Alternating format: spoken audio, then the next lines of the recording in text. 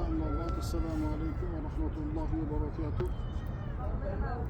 Bu masjidning nomini Masjid Qubo deyiladi.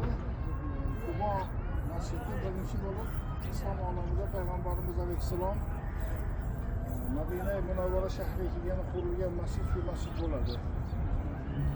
Payg'ambarimiz alayhissalom Abu Bakr Siddiq roziyallohu anhu, Umayr ibn Fuhayra va Abdulloh ibn Qurayqit degan odamlar bilan Madina Munavvara kelganda sahoba ikromlar mana shu yerga tushgan. Qala al-qadru alayna min saniyatil vada wajaba ash-shukru alayna ma da'a li da'i talbiyat tushgan.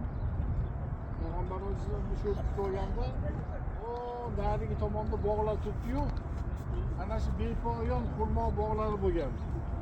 Shu yerga qarab turib o'ylanib qolganda, yo Allohning Rasuli nima uchun o'ylanib turibsiz degan. Deganda men tushimda mana shu joylar menga ko'rsatilgan edi. Qalin xurmoli boqqa joyga hijrat qilasiz degan edi. Mana shu qarab turibman degan. Bepoyon xurmo bog'lari bo'lgan. O'zi aslida bu joy haligi aytgan Uhud jangida shahid bo'lgan Sa'd ibn Haysama degan odamni tog'asining yerlari bo'lgan. Amr ibn Avf degan odamning yerlari bo'lgan. Mana shu joylar. Bu yerda hamma yo'lda uylar bo'lgan. Bu yer xurmo quritadigan joy bo'lgan. Xurmo quritadigan. Payg'ambarimiz alayhisalom shu yerga kelib tushgandan keyin hali kinosi ham bor. Risoli kinoda g'ish quyib masjid bino qilishadi. Bunaqa katta bo'lmagan, oldin kichkina qilib ozgina odam sig'adigan tepasiga xurmo shaxladishib masjid bo'lgan. Keyin Rasululloh alayhisalomga Sa'd ibn Haysama roziyallohu anhu, "Ya Allohning Rasuli, shu meni uyimda shu yerda qolavering" deganda, "Sen uylanmagan yigit ekansan" deb turib, "Ana yo'q. Shu eshitganda masjid tushgan chap tomonda Kulsum ibn Hidim degan odamni uyi bo'lgan, qari sahoba bo'lgan. Qari qo'ygan 80 dan oshgan sahoba bo'lgan. Shu turgan. Qachon Payg'ambarimiz alayhissalom mana shu joyga kelganda har 2 kunda bir payshanba kunlari kelar ekan. Bitta bunaqa sokin olmadi. 3,5 kilometrda masofasi. Kelganda shu Kulsum ibn Hidim roziyallohu anhu bitta qo'ya shu yerda, qari sahobalarida. Yanında Birul Izq diye quduq bor, shu quduqdan suv ichgan.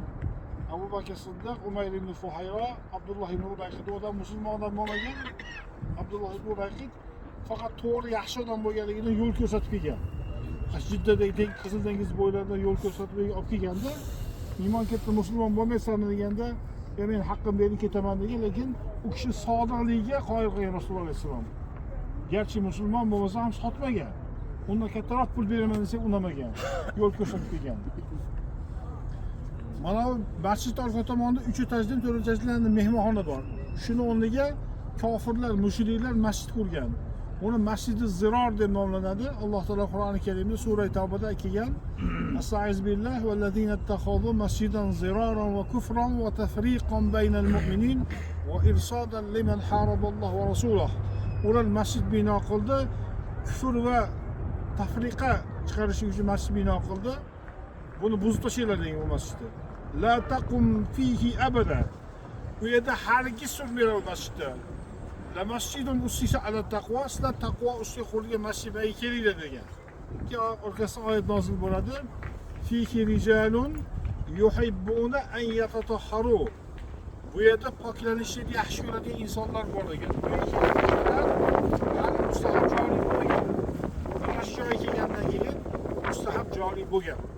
Bu masjidlar oldin ko'p ta'mirlangan. Umayyiylar davrida, Abbosiylar xalifalik davrlarida, Mamlukiylar davrlarida, Sulton Beybar, Sulton Sayfiddin Qutus degan odamlarning shular davrlarida qaytadan ta'mirlangan. Usmoniylar davrida ta'mirlangan. Hozir shu holatga yetib kelgan. Uydan tahorat olib, masalan, hozir biz bitta bunaqa hisobini oldik inshaalloh. Tahorat qilib chiqdik, 2 rakat namoz o'qidik, duo qildik. Bitta bunaqa hisobini oldik. Bu masjidning tarixi juda uzun. Endi qisqaroq qilib, men muxtasarroq qilib sizlarga aytib berdim. Endi belgi yursak, belgi yurayliklar. Ko'rsatib beraman. O'qib ketamiz.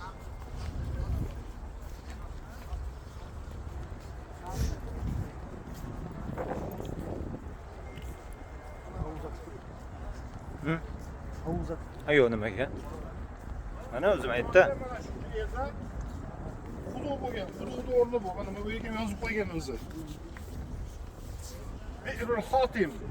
Bi'rul Xotim degani xotam deb qo'yadi, uzuk qudug'i deyiladi. O tepaga yozib qo'ygan Bi'rul Aris deb, Aris qudug'i. Aris deb yozilgan, ba'zida Urayslar ham keltiriladi. Abu Musa al-Ashari roziyallohu anhu degan sahobiy mana shu joyda quduqqa oyog'ini solib o'tirganda bu tomonda eshik taqillab qolgan. Taqillaganda payg'ambarimiz alayhisalom chiqib o'rningizdan turib oching, jannat ekanligini bashoratini bering degan. Chiqib ochuvdi, Abu Bakr Siddiq kirib keldi deydi. Kirib kelib eshikni taqillab kiruvdi.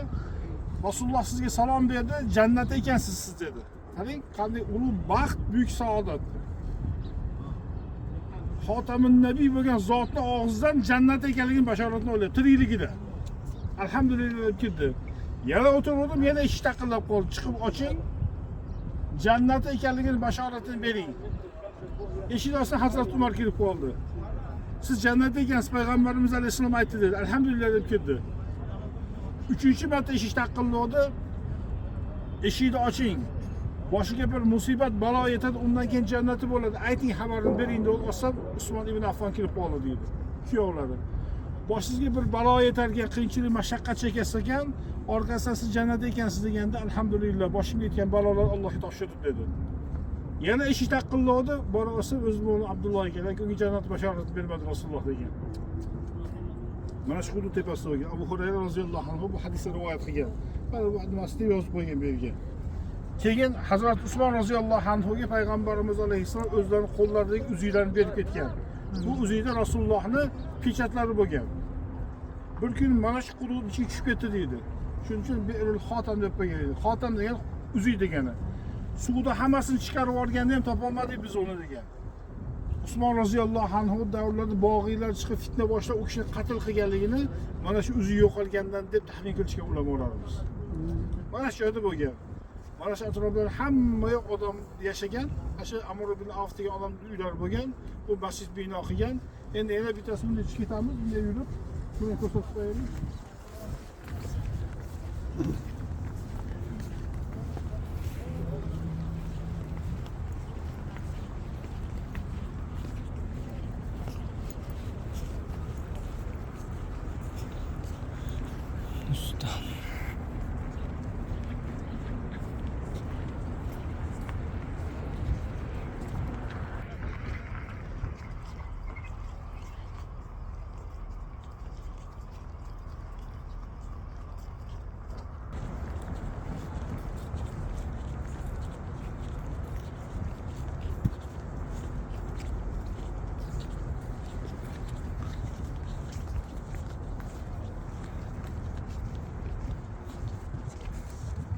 Geliyor tezroq. Payg'ambarimiz alayhissalom kelib tushgan joy mana shu joy bo'lgan. Shu tuganni nimasi chiqarib qo'ydi, o'ziga o'nda joy edi bu. Hozir bemalol chiroyli holat keltirib qo'ygan Al-Boston val Mustadol deyiladi. Rasululloh turibdi ichkaridagi o'rab qo'ygan joy. Shu yerda namoz o'qigan, o Daratayda turgan yosh Kulsum ibn Hidim roziyallohu anhu uylari bo'lgan. Ash Darataydagi uy yanadek quduqdan suv ichgan, Berul Izq deyiladi. Va shu yerda 3 kun qolib ketgan Rasululloh alayhisalom. Qachonki Quboga kelgan paytida namoz o'qish uchun Rasululloh alayhisalom shu Kulsum ibn Hidim roziyallohu anhu uyda turgan. U kishi o'ta sodda bir sodiq odam bo'lgan Rasulullohga mana shu joyda istiqomat qilgan. Undan keyingi davrlarda keyin musulmonlar ham Rasulullohni hurmat ehtiromini shu yerda bir kun ba'zi qolgan suvdan ichib shu yerda namoz o'qib ketishgan. Bular shu payg'ambarimiz alayhisalom qanday sodda hayot kechirgan, qanday u odam ketishmon odam bo'lgan va bizlarga bu diniy shariat islomiyani qanday qilib yetkazganligi haqida bir ma'lumotlarda bu. O'qigan kelib narsa bilmaydi. Chunki buni o'rganib oladigan bo'lsa, inshaalloh yana qaytib keladigan bo'lsa, bizga bir chiroyli ma'lumot bo'ladi. Madina Munavvara haqida bizlarga tushunchalar yaxshiroq bo'ladi. Alloh taolo hammalarimizni mana shu joylardan bir chiroyli istifoda qilib, payg'ambarimiz alayhisalom siratidan yaxshi o'rganishni Alloh biz nasib aylagan bo'lsin. Allohumma solli va sallim. Olgan